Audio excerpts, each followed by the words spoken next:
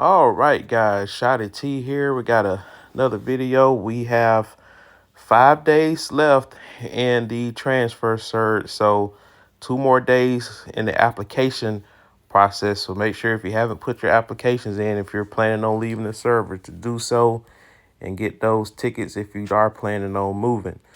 All right, so that'll be just that plug for that. But that's not the main purpose of this video. We are going to talk about Canyon Storm Battlefield.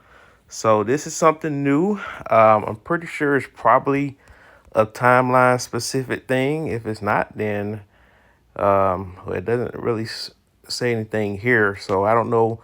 Let me know in the comment section if you're in season 2 or season 3, if this also shows up in your timeline.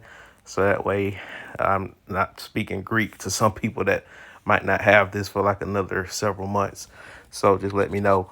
But Canyon Storm is it's like an added battlefield setup. So you have your Desert Storms, which is unchanged. That's still, you got 2 task force. If your alliance big enough or have enough participation, we could do 2 task force or just one. And that's on Fridays, server time Friday. And it's 3 different times that you have that you can choose. And then you have your Winter Storm, which takes place on Buster Day at 3 different times that you can individually choose for yourself. And now that we're in the off season, they have brought back the Winter Storm on Mondays as well. So keep that in mind. But the Desert Storm and Canyon Storm, they have a lot of similarities, but there are some differences as well. So I'm gonna go over that with you and just the basics, because this will be my first time doing Canyon Storm. And just like with Desert Storm, it's not like I knew everything the first time it went through. So there's going to be some trial and error, but there's going to be a strategy that's going to be developed and fine-tuned as the weeks go forward. So for us, and this is for everyone, the registration period, it starts on, I think it starts on Sunday. I think this is when it came out. It was either Saturday or Sunday, and it ended last night. So, and that was Monday night at reset for day 2 versus basically. So the registration period is shorter than Desert Storm, because Desert Storm registration is still ongoing. So you still got another day for that. So it ends, registration for this ends 2 days before Desert Storm. The timing of it, of course, it looks like it's only one time that it's available. So in this case, it is going to be on, it basically reset for day 5. So day 5 versus your training day with the gorilla, the speed ups and the training, your troops. At the very beginning of that is going to be the Canyon Storm battlefield. So that's, you want to make sure that you take note of that. For those that are usually around at reset, if it's inconvenient for you, I know it's kind of unfortunate. I'm not sure if these times are flexible like the Desert Storm ones that you can move around, because maybe this locked in for us because that's the time that we chose. I'm not sure. So let's look into the similarities. So the similarities between Desert Storm and Canyon Storm are, it's the same, where whatever your highest trained troops are that you've unlocked, and of course level 10 for me, and also your drill ground capacity, you automatically go in there with those amount of troops at that level at max capacity. It has no effect on what you currently have in your current drill grounds. So like for me, my drill grounds are not quite full. So, but when I go into that battlefield, I will have 53,135 level 10 troops using my account example, or if it'll be higher if I happen to increase my drill ground capacity.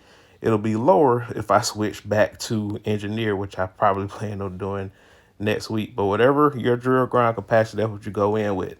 Also, whatever troops you lose during that battle, again, it doesn't count. It doesn't affect your real world. When you go back to your real world, whatever you went in with is what you're going to come out with. You can heal troops and use speed ups, but it's not recommended. And of course, you get rewards for participating, win or lose. Of course, the rewards are better if you win. So those are the similarities. And of course, you got your A team, you got your B team. But one of the biggest difference between Kane Storm Battlefield, instead of being a one-on-one team matchup, now it's 2 versus 1. So you think, well, if I'm the team that only got one, isn't that a disadvantage?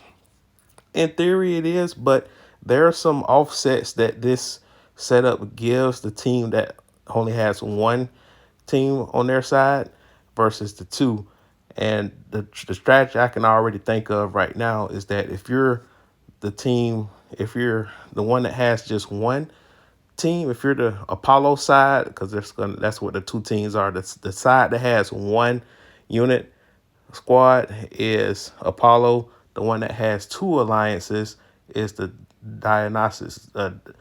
It's a Greek. All these Greek gods, I can't quite pronounce them, but so generally the strategy I can already think of right now is whoever your strongest people in your alliance, probably want to put them on Team Apollo.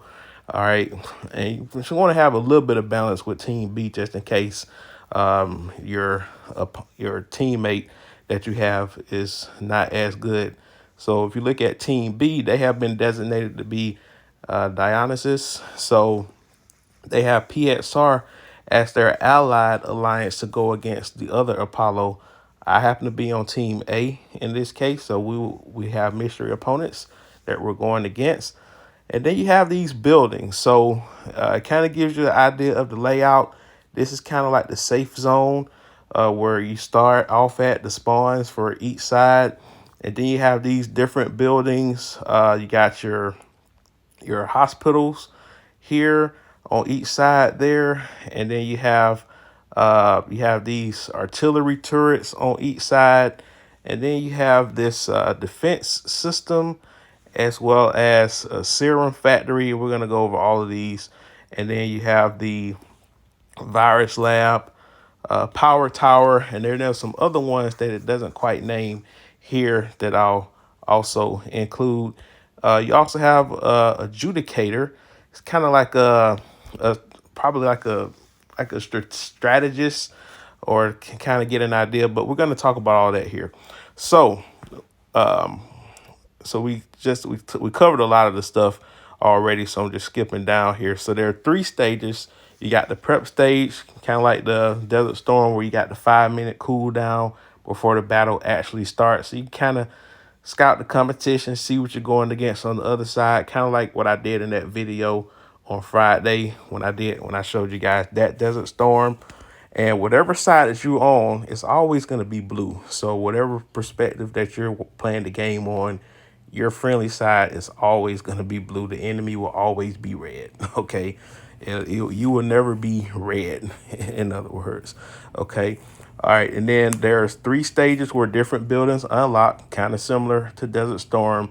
In this case, you have data centers, sample warehouses, and power towers. So it doesn't really specify where the sample warehouses are. Maybe it's these little houses there, but it doesn't really highlight the sample warehouse on any of the buildings that I highlighted earlier. So, but those are the ones that'll open up earlier to get battle points. So the key is obviously the most points. The more points you get, whoever has the most points wins. So again, that's another similarity there. Then the other stage where other buildings will unlock, capture the serum factories to gain battlefield points and troop buffs, which we'll talk about. And power station will also appear randomly on the map. Gather them to earn battlefield points. So this one you require to do a little bit more moving, because Desert Storm, a lot of times you just have people camp out at one building the whole time. All right, and sometimes it's good if you have people that have assignments, and sometimes it's good to have people that are freelancers, so kind of like how we have it. But like I said, I don't want to give away too much strategy. Come up with the one that works for your alliance.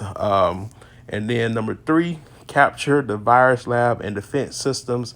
Capturing the virus lab, which is the equivalent of the nuclear silo, so to speak, grants a large amount of battlefield points, while capturing the defense system allows you to attack enemies inside the core buildings. Okay, so let's look at the structures here. Each structure has certain buffs that they apply, and also capturing them have a certain amount of point gain per second. So let's look at the data center here. They're positioned close to the Apollo's faction spawn area, with two of them in total. Of course, capture them would get yield points. So that's pretty straightforward there. The sample warehouses are spawned close to the Dionysus faction spawn area, with four of them in total. Capturing them will open get battle points. So these are the three things here, including the power tower, that are open at the very beginning. All right, and the Apollo faction capture a power tower.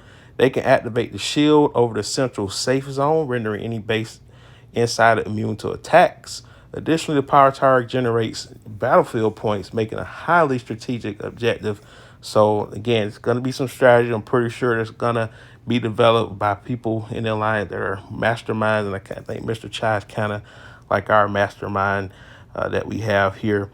And then you have the virus lab, which is the one in the middle. The virus lab becomes accessible shortly after the battle begins. Capturing, get a lot of points. It's pretty straightforward there. So if you look at it, the power tower and the virus lab gives you the most points per second if you hold those captive. These don't give as many, but you have more of those individual buildings. And then the last few here, you have the defense system.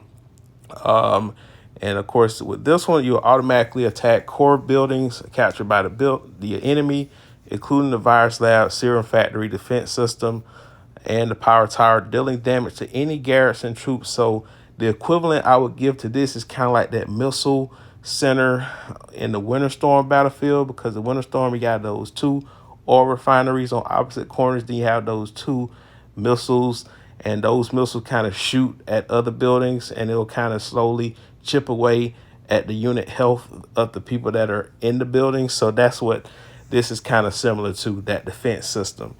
And then you have the serum factory, which becomes accessible shortly after the battle begins. So these are stuff that opens later. At regular intervals, it grants a buff to the commander who controls it. The buff effect will be announced in advance, and there are some fun buffs. So, and we're gonna talk about it. And then lastly, you got the power station. Use your idle troops to gather from scattered power stations for battlefield points. So, especially if you're on the sideline waiting for your teleport to cool down to come back, that's a good idea to kind of do that just to gain some points. And then, of course, you have these point supply boxes. Are pretty straightforward. Whenever you capture a new building, you get those boxes that go out. All right, so let's look at the buffs. So these power stations is what's going to unlock a lot of these different things here. So now the field hospital, we talked about that already. But the seismic tower, this is exclusive to the Apollo faction. Again, this is where the 1 versus 2, you get some stuff to give yourself the offset the handicap, so to speak. The base transforms and teleports. Upon landing, deals 1,000 durability damage to surrounding enemy bases. After relocation, continues to deal 300 durability damage and inflicts 60 critical injuries to enemies every 3 seconds. I know it's a mouthful, right? And the duration of it is 30 seconds, and the cooldown is 300 seconds, which is 5 minutes. I'm assuming this is like a 30-minute battle. I didn't see the time length. Well, yes, it's 30 minutes, so yeah. All right, so this is what it looks like. So kind of like a little, so it's kind of interesting, kind of give you an illustration there. So pretty cool. And then we have the field hospital, universal for both factions. And so this is kind of the way that you can kind of replenish some troops, so to speak. So this is how that looks. So that's pretty self-explanatory there. Just give you different ways to heal and also increase your durability. So that way, if you're about to get burnt down, you can get some durability back. All right. So, and then the artillery is exclusive to the Dionysus faction. This transforms and teleports for every 2 seconds. It deals 300 durability damage to the nearest enemy base and inflicts 60 critical injuries. So it's kind of similar to the seismic tower as far as the secondary ability of it. And again, 30-second duration, 300-second cooldown. And this is how this looks like here. So, boom. So I like the graphics of this. So this would be pretty cool. Like I said, I always like to see new stuff in the game. And then lastly, Judgment Day. Again, this is exclusive to the Judicator in the Apollo Funch. So in our case, it's Mr. Chai. So this is a big responsibility.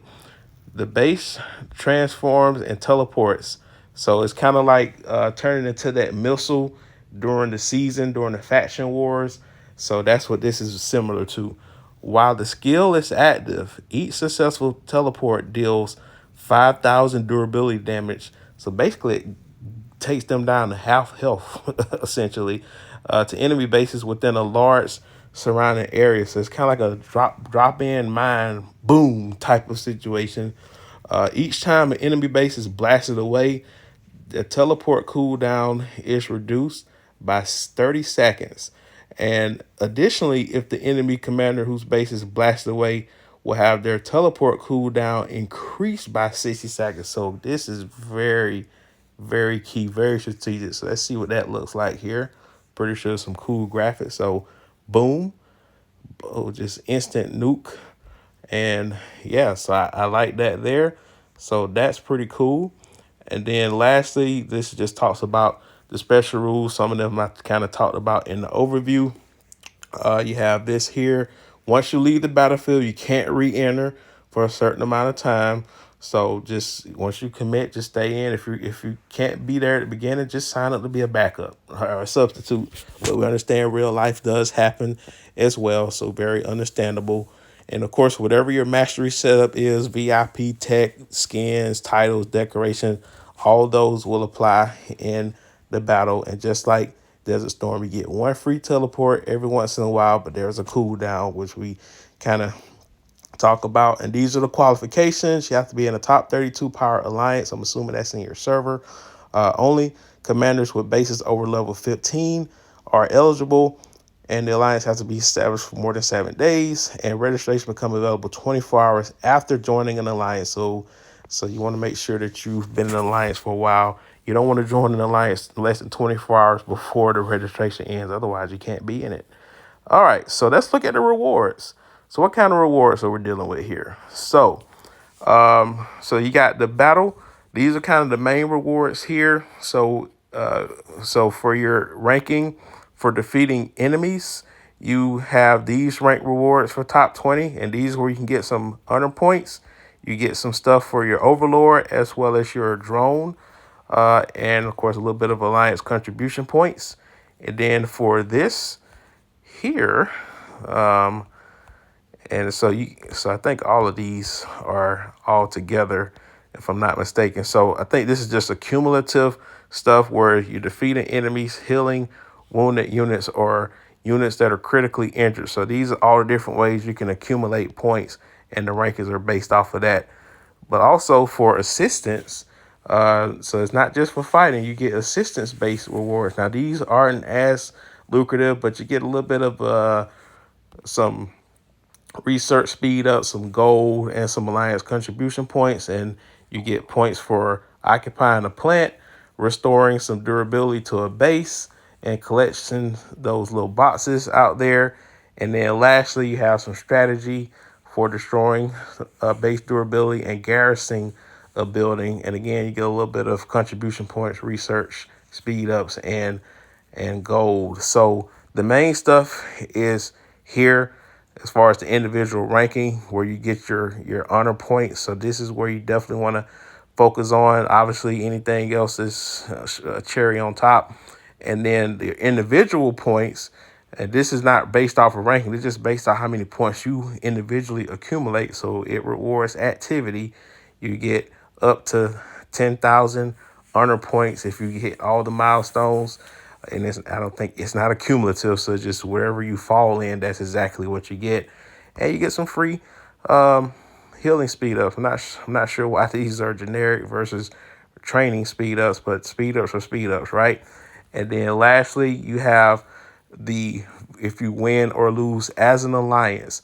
So if you only do like a one team setup, then if you win, you get these rewards. If you lose, you still get some pretty good rewards. You get these skill chip chests. You get some training certificates. So you get some, again, win or lose, you get good stuff.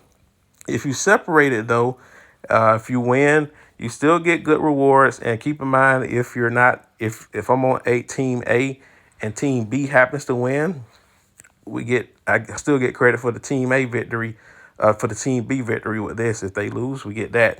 So that's the reason why these rewards combined are not as much as lucrative as winning one team, because double you can get double if both win.